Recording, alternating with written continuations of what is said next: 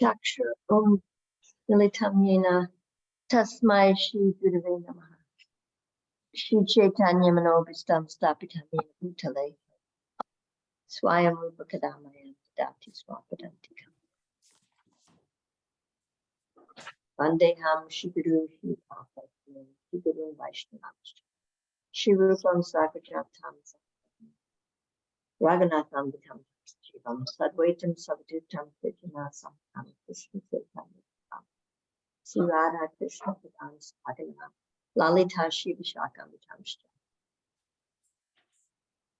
Hey Krishna Karuna Sindhu Dina Bandhu Jigapate Gopish Gopika Kanta Radha Kanta Namoshtate Tapta Kanchana Gorangi Radhe Vrindavaneshwari Krishna Bhanu Sutta Devi Pranamami Haripriya Vanchakalpa Tubhyascha Kripa Sindhu Bhyavacha Patitanam Pavanebhyo Vaishnavebhyo Jai Shri Krishna Chaitanya Prabhu Nityananda Shri Advaita Gadadhar Shri Vasadi Gaura Bhaktivinoda Hare Krishna Krishna Krishna Hare Hare Hare Rama Rama Rama Hare Hare Mam Vishnu Hare Krishna Stai Bhutale Shmati Bhakti Vedanta Swami Stay Saraswati Devi Gauravani Pacharni Nivishesha.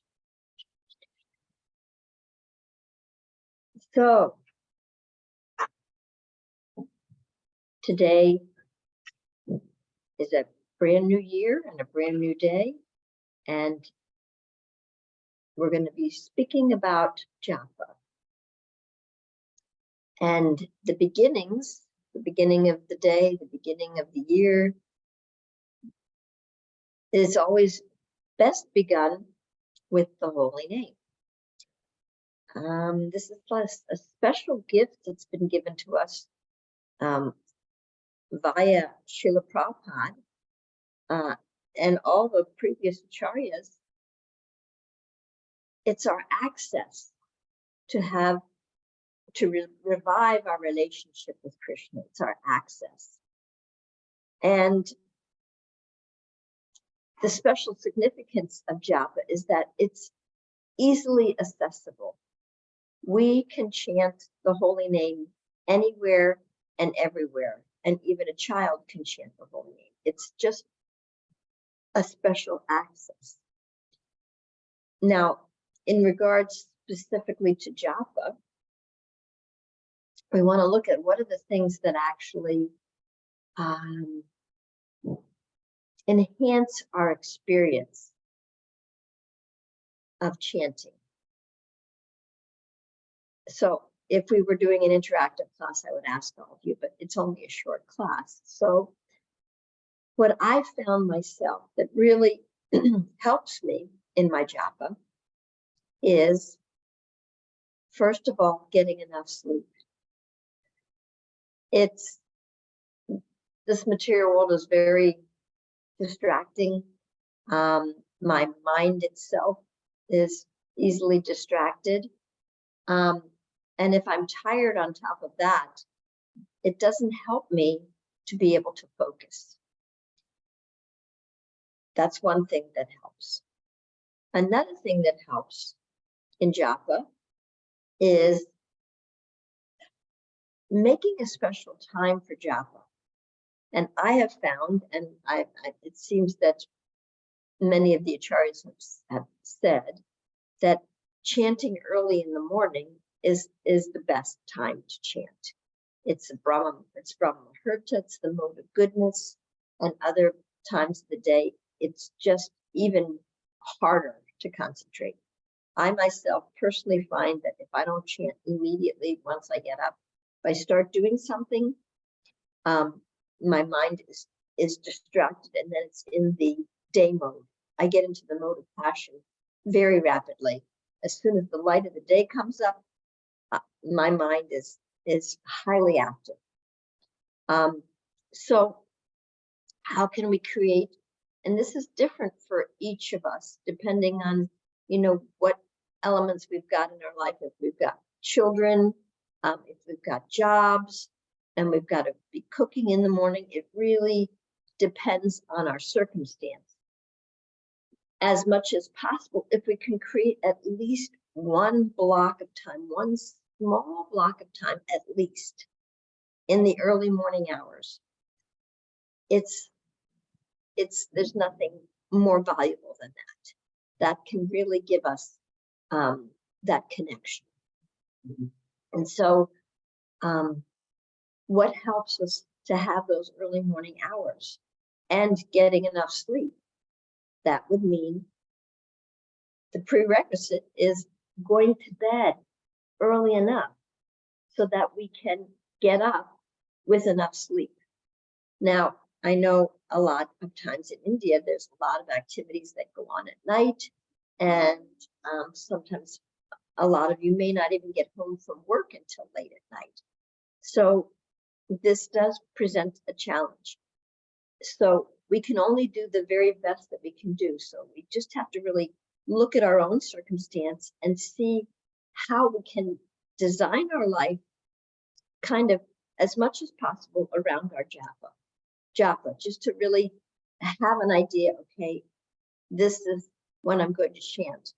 Now, Prabhupada, when he was a householder and working, he did 4 rounds in the morning, 4 rounds before his breakfast, 4 rounds before his lunch, and 4 rounds in the evening. That's how he, I'm sorry, he probably did more than 4 rounds. I think he did 16, but he divided it up into different blocks that he could manage along with his work. And so that's what we want to do. We want to center our life and just make sure there are blocks of time when we can chant. If we can chant all of our rounds early in the morning, I haven't found any better time to do it. If I'm chanting later on the day, it's pretty distracted and mechanical. That's my experience in my own life with my own japa. I have, again, a highly active mind, and so once the day begins, I have trouble bringing it to focus on japa. Now, Satchidananda Maharaj wrote a book on the living room, and he's given tips on things that really help us in the early morning to be able to focus.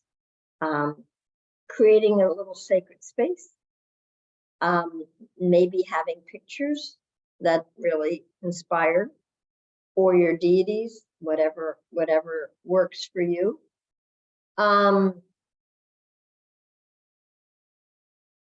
Sitting posture. It's an amazing experience. Now, I was generally a person who,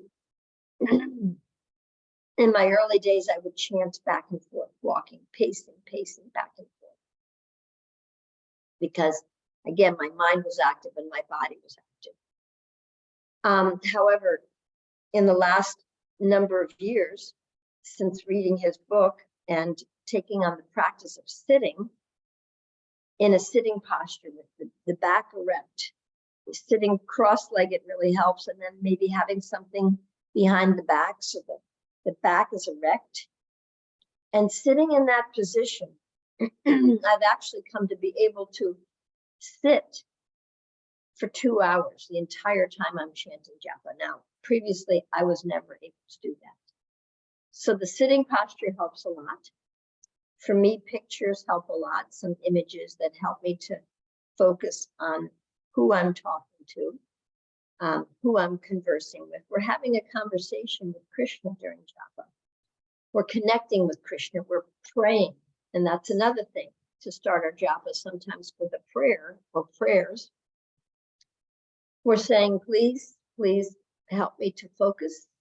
Please help me to be present, to be with you. I want to connect with you.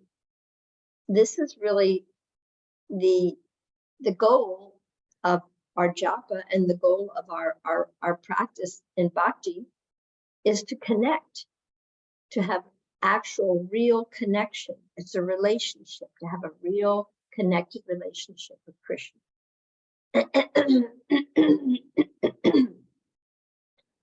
Excuse me. We may also have some mental blocks. I don't deserve Krishna. Why would Krishna want to have a relationship with me? I'm scared. I'm ashamed. These thoughts may be in the background.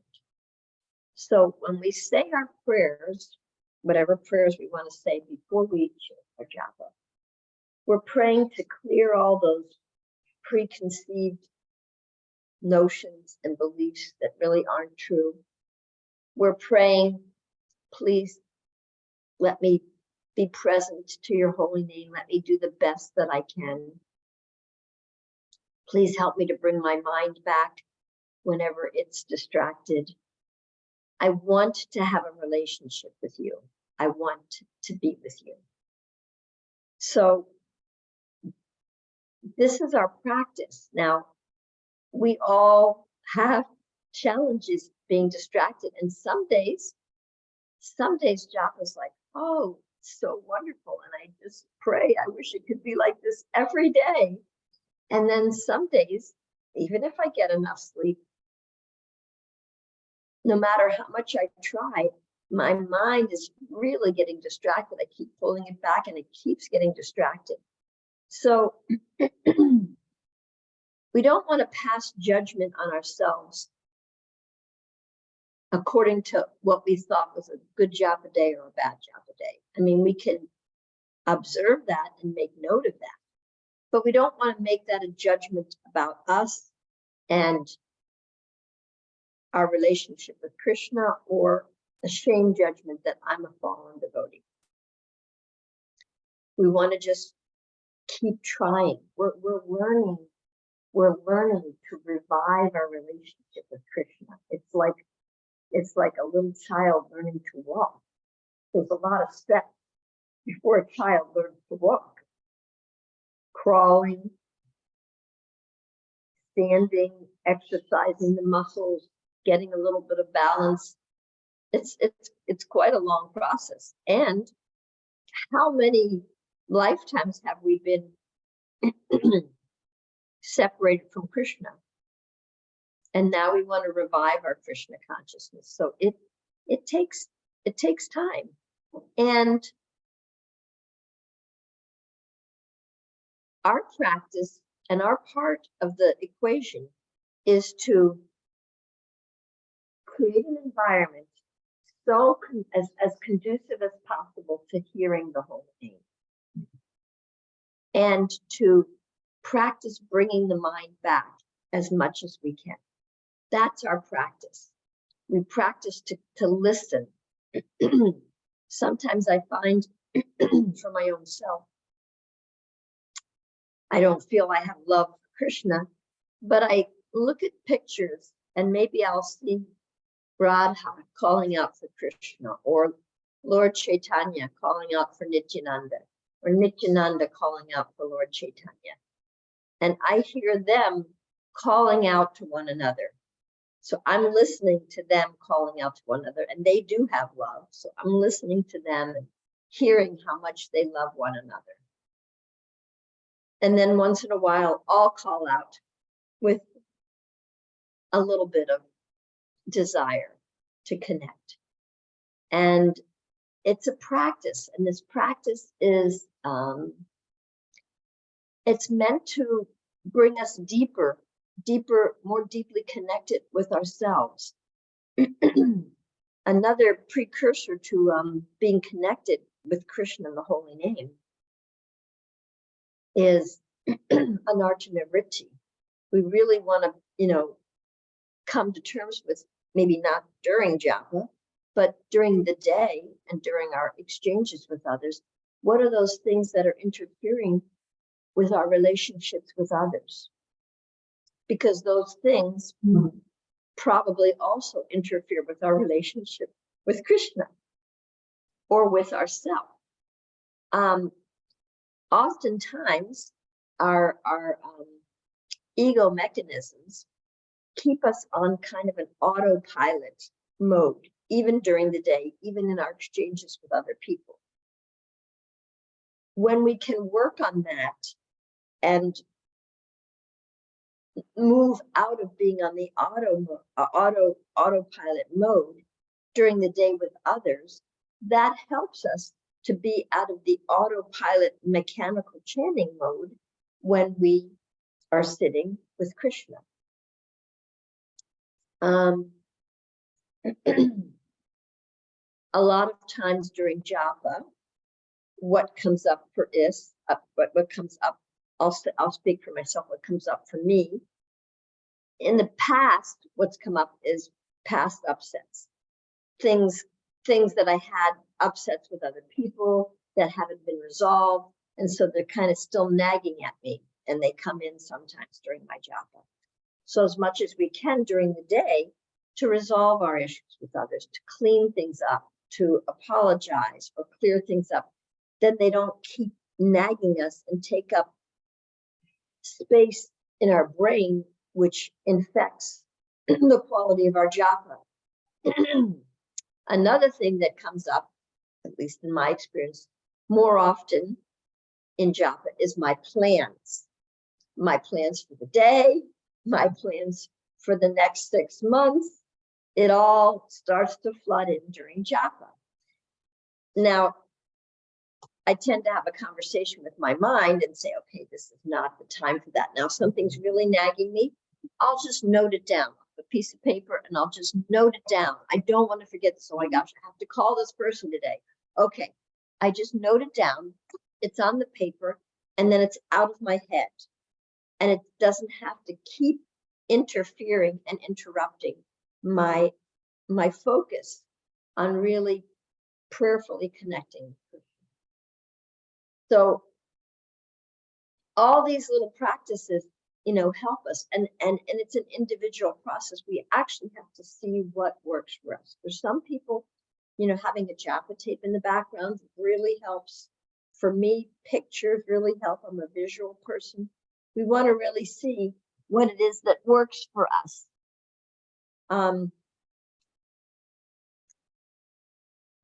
again, when we're struggling to hear, when we're having a difficult mind focusing,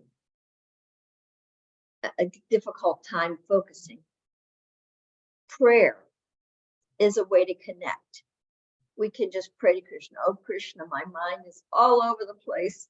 Please, someday, may I chant and hear your name with full attention.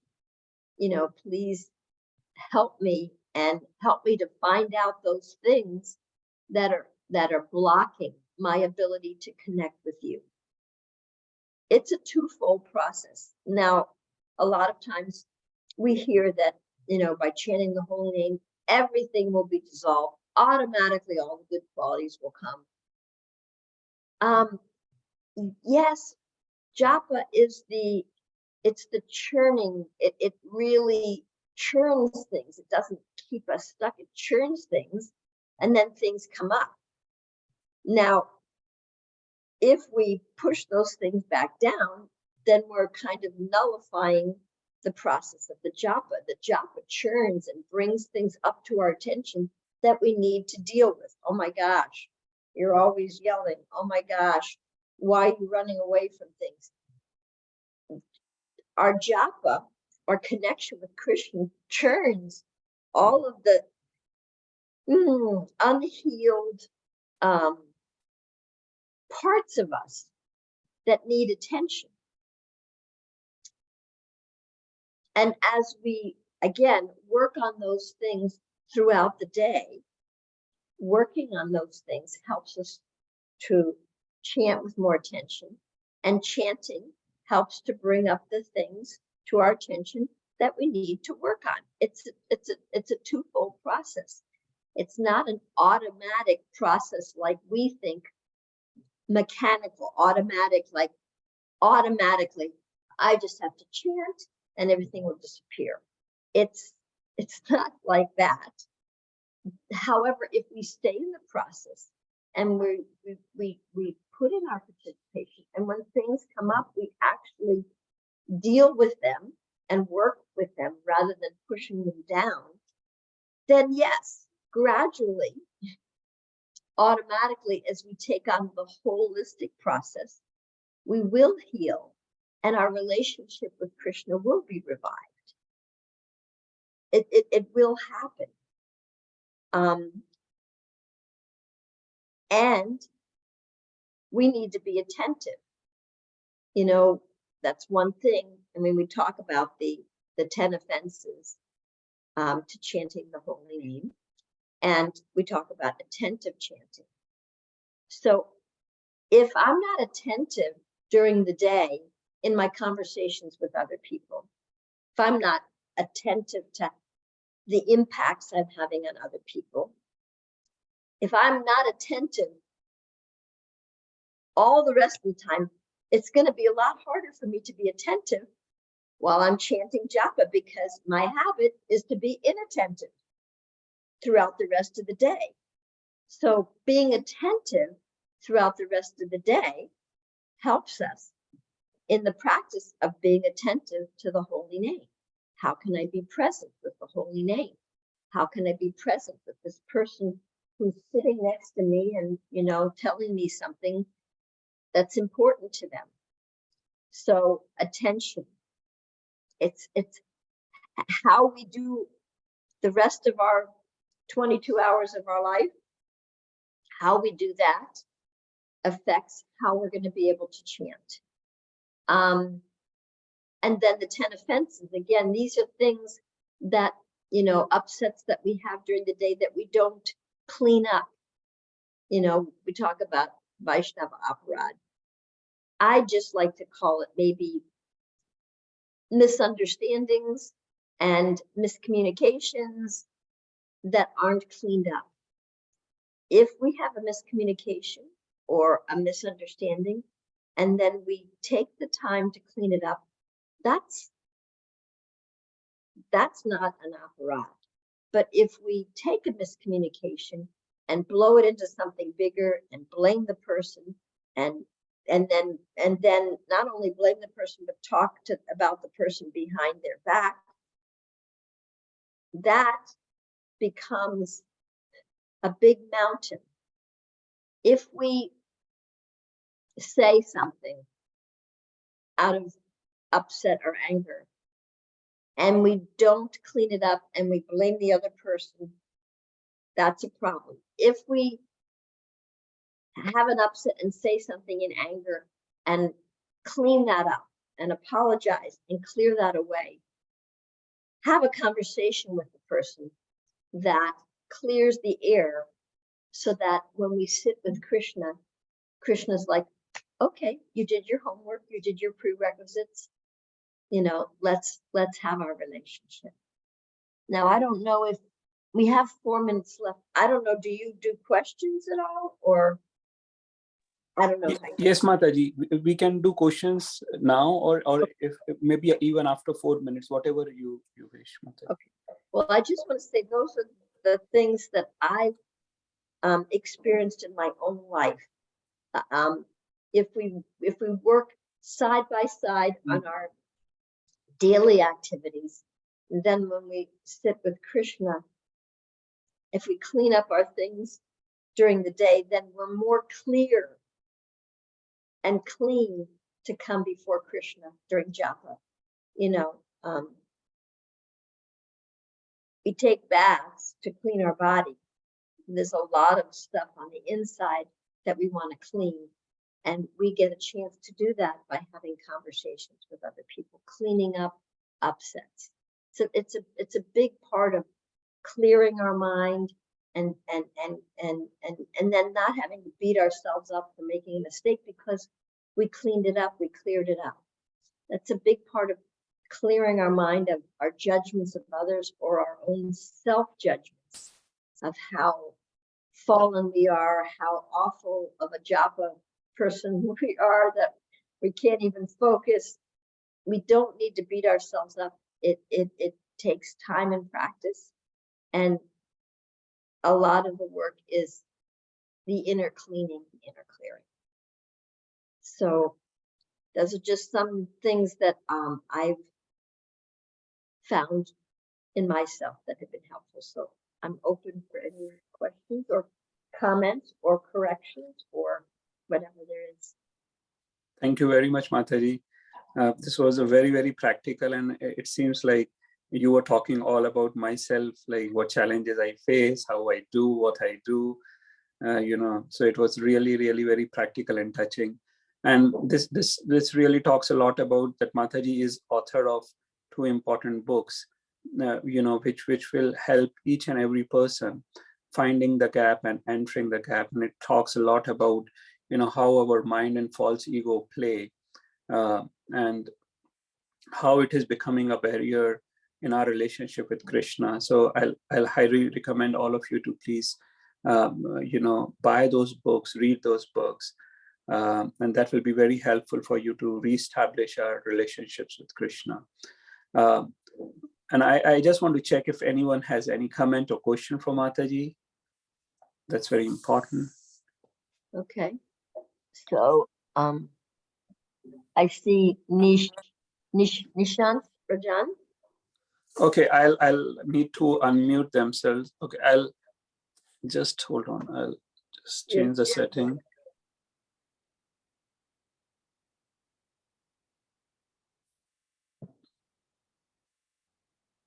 So Nishant Prabhu, I think so now you can unmute yourself. Hare Krishna. Yeah, Hare Krishna, Mataji Dandavat Pranam, all good Krishna Prabhupada. Thank you for the wonderful lecturian Japa talk. Very apt and very timely on the eve of English calendar New Year. Mataji, my question on Japa is probably standard, but I would like to hear your perspective considering your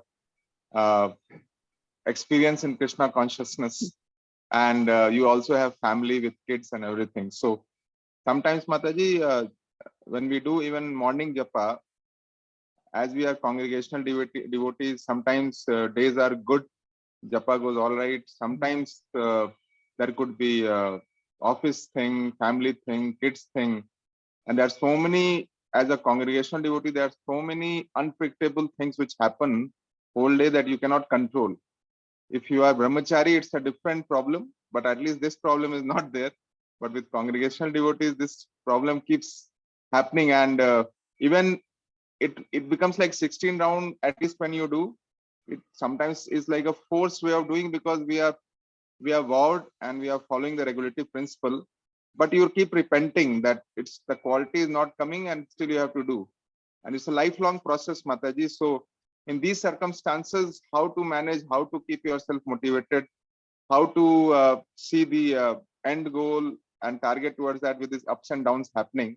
Not easy. It's not like we have a small tenure and we will achieve it.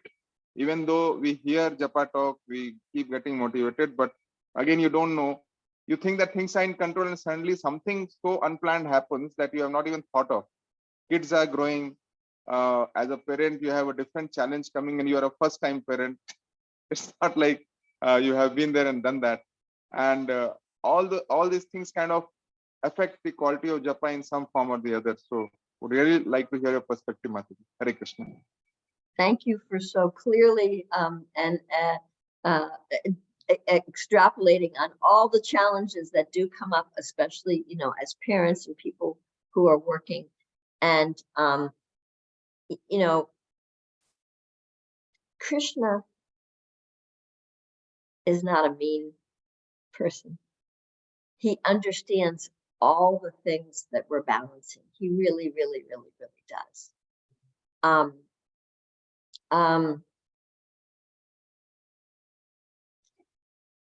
The only thing that we can do is really we just do our best, but we want to really understand that this is it's like a long distance marathon. Okay, so if you're just doing a short sprint, you just run and then it's done. But this is like a Govardhan parikrama, only expanded a little bit more.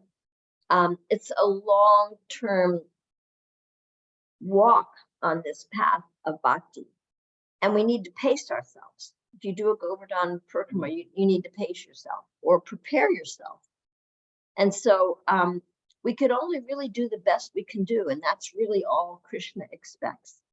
And, you know, some days things come up and, oh my gosh, you know, I mean, I know that everybody, brahmacharis, sannyasis, everybody has japa days, which are less than ideal.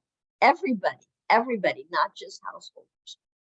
And so really Krishna only expects us to do our best. Now, the main thing is, you know, we really want, we think we want to get to this goal here of pure devotion and pure japa or whatever it is. And sometimes when we look to get to that goal, it's so high and we're so here. That gap seems to frustrate us sometimes because, you know, we're not there. I mean, I could say at 48 years, I'm not there. So we really want to, you know, really make little benchmarks. You know, we want to really make little steps. When you have kids, I remember when I had my little kids and, you know, I couldn't go to Srimad Bhagavatam class, especially in the old days. If a baby makes one peep, like the whole audience turns and looks at you like, oh my God, get out of here, you know? And so like for years I was thinking, will I ever hear a Srimad Bhagavatam class again? And we didn't have Zoom classes. There was no internet. It was like you either go to the class or you miss the class. That's it. So, and sometimes it just seems like, oh, it's so far away. So you want to make smaller benchmarks, you know, can I go to bed earlier? Can I eat a little earlier so that when I get up, I'm more fresh? You know, can I eat a little earlier at night, not eat so close to going to bed? Just little benchmarks. And sometimes, you know, those get thrown off course because a child stays up all night, they're sick. You can only do the best you can, but don't judge your japa every day. Don't like make a thing like, oh, I did good japa. It's just try to be present and be there with Krishna. And even if you're only with Krishna for 2 mantras, relish those 2 mantras. I was actually with Krishna for 2 mantras. Oh my gosh, thank you, Krishna. I had 10 seconds with you. Sometimes, you know, you go to Tirupati, right? What's the darshan, like 5 seconds or something like that, you know? But like people stand in line to get that 5-second darshan. So practicing gratitude for, oh my gosh, yeah, I heard your name. I felt you for 2 seconds or 10 seconds or 5 seconds, or maybe I didn't hear you at all and I'm feeling your separation. Krishna, I want to connect with you. Either one of those feelings, it's bringing out real feelings, even when we can't hear. It's like, oh, Krishna, I'm so separated from you. And that can bring out a yearning in your heart. So then be grateful that I'm yearning for Krishna. At least I'm yearning for Krishna. So you want to just have benchmarks of gratitude that you can really be grateful for. And then, and then who knows when Krishna will really, you know, give us the full, where we really know who we really are and we get our Siddha Swarup and go back together. Who knows when that's going to happen? But if we just are grateful for the little gifts that we get, and we're not so judging, like, I'm not there, I didn't make it, I'm not there. Oh my gosh. When I gave up, I just have to give you this little, when I stopped trying to be a pure devotee, wow, I could just do my service and my japa without this pressure on me. And I started actually relishing each little day rather than diminishing the gifts that I got on those little days. And whenever Krishna wants to award me that's that's up to him. I'm just doing my little things each little day, and I'm not worried about getting there. I'm doing what I can today. Does that make sense to you? Absolutely, Mataji. Thank you so much for the very practical input on this, Mataji. Hare And I'll Krishna. try to apply. Hare Krishna. Hare Krishna. Thank you, Mataji. Next, we will request Yugal Kishore Prabhuji. You can unmute yourself and ask the question. Hare Krishna Mataji. Hare- Just one quick question, Mataji. You mentioned that the sessions also autopilot. So what does it exactly mean by dealing with others in autopilot mode? Well, autopilot is kind of our set ways of being. You could call it our conditioning. We could call it our, our ways of operating, our false ego defense mechanisms that have us surviving in life. So, so for me, I'll just give you an example. My autopilot is I'm pretty much I'm a recovering workaholic. So I'm a workaholic, and I'm in my head a lot, analyzing, figuring out, planning, trying to prevent problems, just trying to figure everything out. That's like my autopilot in my head. And when I'm in my head, actually, this is just, I'm giving you an example of our life. I tend to walk even with my head forward. Like my daughter said, you're not standing straight. You're leading with your head. Even when I would walk, my head is leading. And sometimes one person said to me, you ignored me. And I said, I did. When did that happen? Where were you and where was I? And she told me she was over here, and I was headed to the kitchen in the restaurant I was managing at that time. And I'm like, oh my gosh, I just had my blinders on. I was headed to the kitchen to do so. I didn't even see you. So, that's an example of an autopilot. I'm getting things done, I'm producing results, but I'm not present to people around me. And as I've worked on myself and, worked on being in my heart more than just in my head, listening to people, hearing my own self, practicing compassion, I'm much more present. Like when we're driving, I can say, oh, look at the trees. Previously, I would have never noticed what's going on. I just would be in my head trying to figure out what I'm going to do next. But now I can notice the trees, sky. I can sit with people and hear them and be present with them. So that's my autopilot. We all have autopilots. Somebody's autopilot might be to distract themselves. They might just, go into the internet entertainment world, and that's their autopilot for relieving stress. My way of relieving stress is trying to figure everything out to prevent stress, but I'm totally in stress trying to figure out how to not be in stress. So we have different ways of dealing with stress that are autopilots. So that's just a little touch of it. It's much more explained, and you'd have to do a lot more kind of reflection to see what your autopilots are. But it's related like that. Does that make sense? Yes, Mataji. Thank you so much. Hare Krishna. Is it kind of like unconsciously what we are used to doing? Yeah, absolutely. Unconsciously behaving in what we're used to doing, not really even being conscious. Like when we learn to drive, sometimes we're driving unconsciously. Of course, you can't be too unconscious in India, but when we're doing something we do every day, brushing our teeth, are we being conscious? Or are we just brushing our teeth and thinking about what we're going to do during the day? Are we? So being present to what we're doing. The Buddhists call it mindfulness. So like just really being mindful of what you're doing.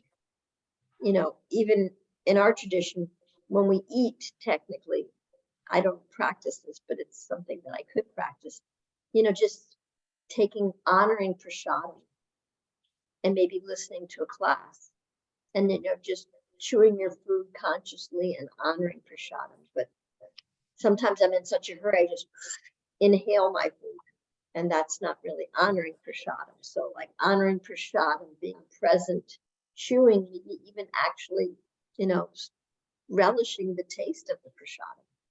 That would be like a little practice of being present when sometimes we might be unconscious. Something like that. Thank you very much, Mataji. Thank you. It really helps. Next, we'll request Madhumati Mataji to please ask the question. Hare Krishna, Mataji. Mataji, you often speak about healing. And so important healing is for our japa. And healing is a complex process. I want you to please tell us if it's possible to for you to say in just a word, if what's most important way to understand that healing has happened. Is it possible to recognize? Yeah. Our emotions really give us good indicators. Our emotions help us a lot. And our emotions tend to tell us where we're still hurting, where we're still agitated, where we're still upset, where we're still stressed. They can also indicate that maybe we're taking on too much, that we're stressing. And then the indication that we're healing is when we can arrange our life and work on our life as much as possible to reduce stress and to clean up whatever upsets there are. I'm angry or I'm hurt. To have a conversation to kind of clean that up. And to me, the best practice that I found to help me with that was compassionate communication. There's books on it, and I've written a book on it. Compassion, self-compassion, and compassion is so healing. And when you practice that, you can feel and tell that you are being healed. You can feel it. And then your feelings will be different. So it takes time. It's a process over time. However, it's a practice that really it's a Krishna conscious practice too. Compassion is part of our tradition. Lord Chaitanya, Lord Nityananda were so compassionate. You know, they came and they gave us the holy name, as a matter of fact. So we might want to learn, you know, the art of compassion and self-compassion, because we can't even receive the mercy of Lord Chaitanya and Lord Nityananda if we're not compassionate on ourselves or compassionate on others. It kind of nullifies their mercy and their compassion. So if we want to receive the mercy and the compassion and hold it, we're going to have to learn a little bit about compassion.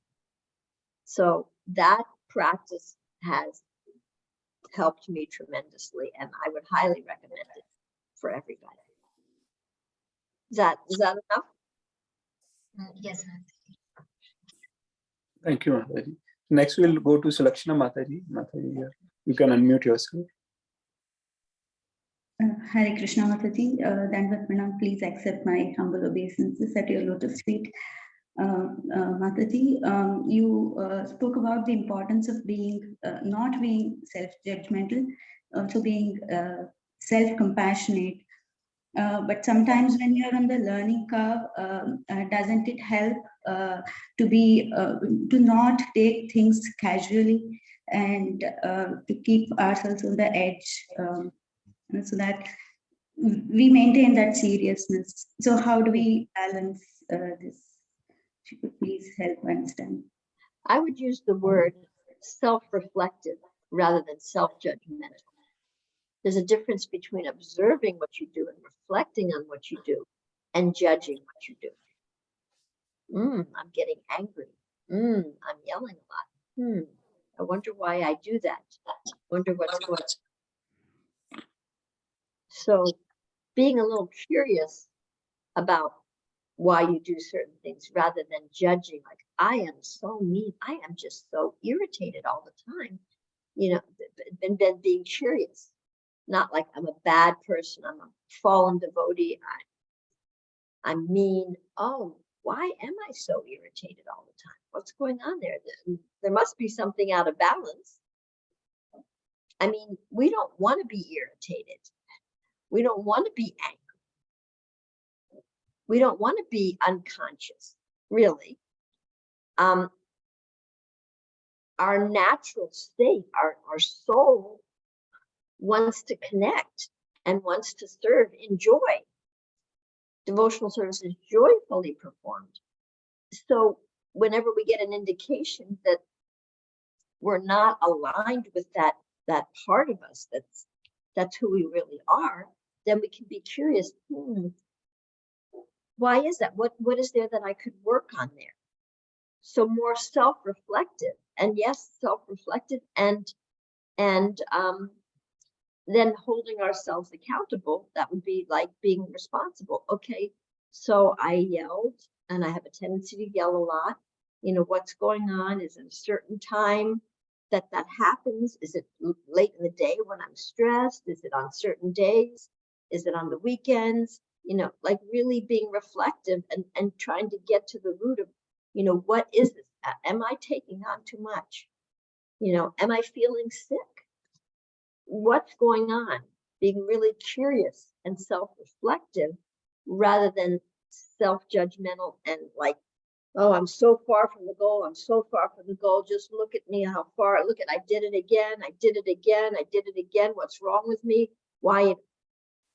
Mostly we repeat the activities that we even dislike in ourselves because they're programmed in, not just in our brain, our feeling brain, but they're actually, a lot of the activities are programmed in the cells of our body.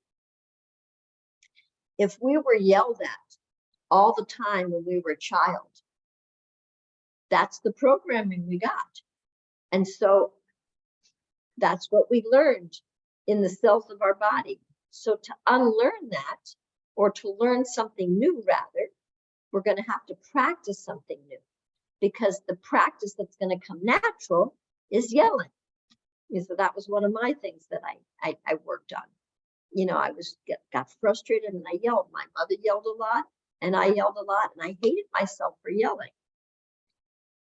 But I didn't realize, you know, what was going on with that and what I was doing to perpetuate the yelling. I just kept myself in constant anxiety and stress. So no wonder I got so frustrated and yelled. So being self-reflective. Sorry, that was a long answer. Okay, so Mataji, is my understanding right when I say, so that's the anartha nivritti, that's the healing that I need to go through to understand why am I doing this and then get to the root cause of that. So would that become a part of my anartha nivritti? Yeah, but then really practicing compassion. So you recognize it, you see it, you're curious about it.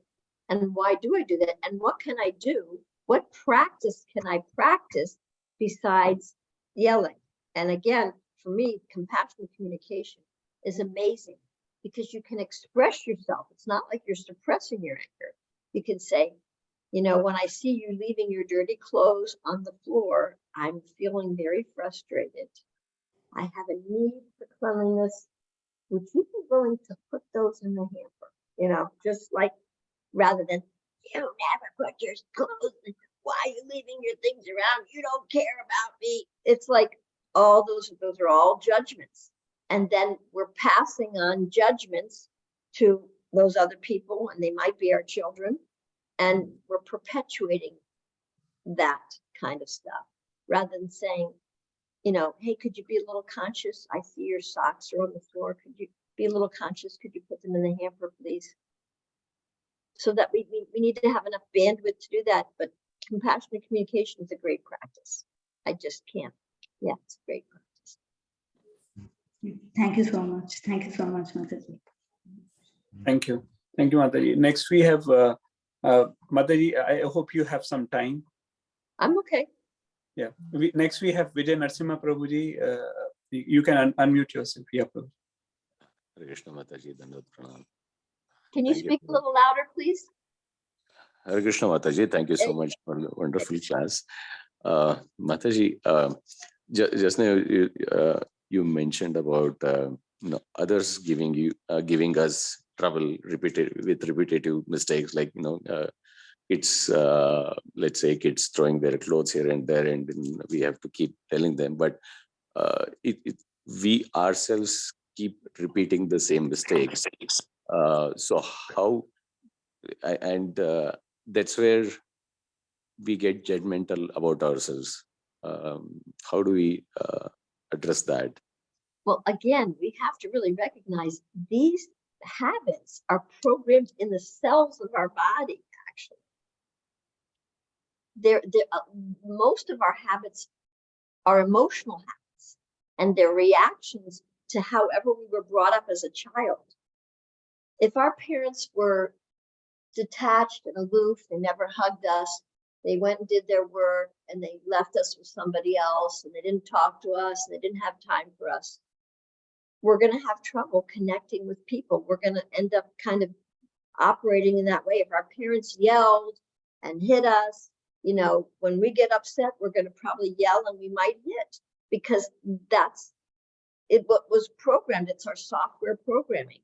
So we can shift these programs, but if you know anything about computer programming, it takes something to change a program. I mean, I'm not talking about deleting a program and installing a new program. That's fairly simple. I'm talking about you have a program, it's there, and you can't delete it. How can you change that program, custom design that program? You got to be a software programmer. So we want to understand our programs, and then we want to start practicing things which can change the programs.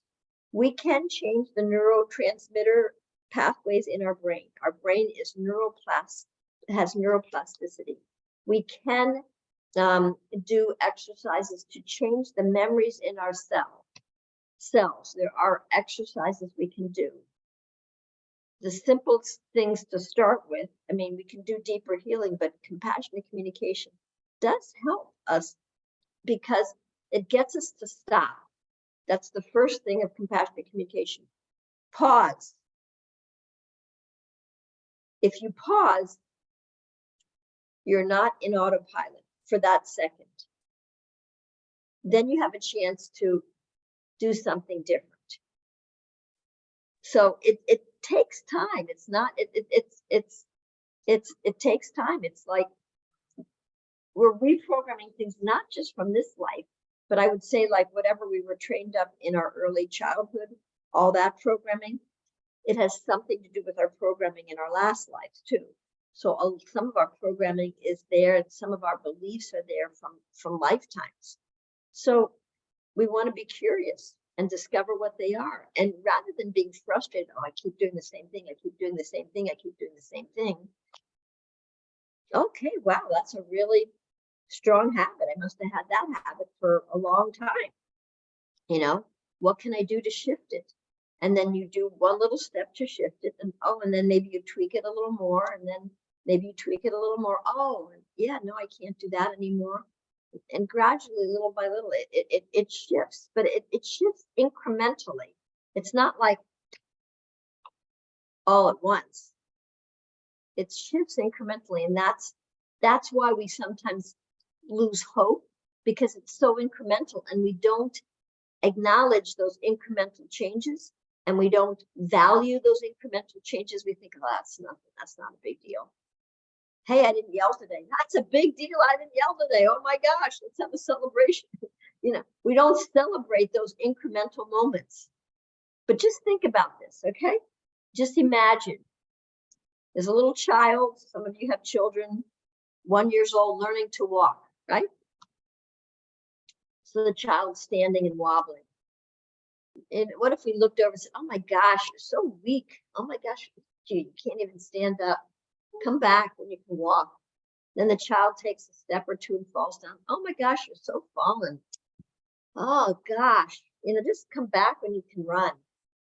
you know, if we diss the child and push the child away and criticize the child for its attempts in walking, I imagine the child would be pretty traumatized and might have difficulty walking for a while. That's what we do to ourselves when we're trying to take our little steps in our Krishna conscious life. That's what we do to ourselves. However, if we celebrate, oh my gosh, we took a step. Oh my gosh, you didn't yell today. Oh my gosh. If we actually acknowledged and celebrated those moments, we'd be a lot more encouraged to do it again. And the more you do it, when you can actually shift and shift and shift your behaviors, other people outside of you will start to notice. That's another acknowledgement. But it's incremental. It's definitely incremental. Is that helpful? Is that helpful?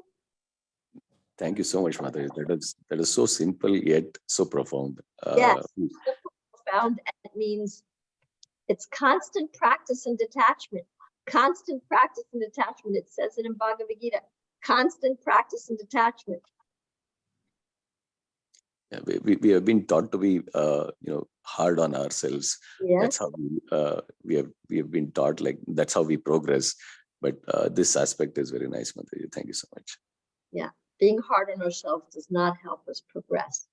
It might in the short term, we might be able to push a goal, but there's long-term consequences, a lot of side effects. Thank you, Mataji. That was really very helpful. And thanks for all the wonderful questions. Mataji, like we have heard almost every time when we talk about chanting to be attentive. But I think so this is for the first time I'm hearing that you have to be attentive throughout the day. And then can you be attentive when you are chanting? So being attentive was, I think so, it is the same to be conscious and not to be autopilot, right? Yes. Yeah. If we're not practicing it all day long, it's going to be a lot harder to practice it when we're chanting. However, if we practice it throughout the day, then we'll have some chance of practicing it while we're chanting. Right. We're exercising that muscle and making that muscle a little bit stronger. Right. Thank you. So before we end the session, just want to check if anyone has any comment or another question. Today was really our longest Japa talk and the best of questions which were put forward. So that's really good. Okay, I don't see. It was fun to be with all of you. Thank you so much. And I really enjoyed your questions. Thank you so much. Thank you very much, all of you. Thank you very much, Mataji, for taking out time. It was really very good to be with you. Thank you very much. Thank you. Sarvasya kripa sindhu patitanam pavane Vaishnava. Hare Krishna. We'll end the session now. Hare Krishna. Thank you so much. Hare Krishna. So much. Hare Krishna, Hare Krishna. Thank you, everyone. Thank you very much, Mataji.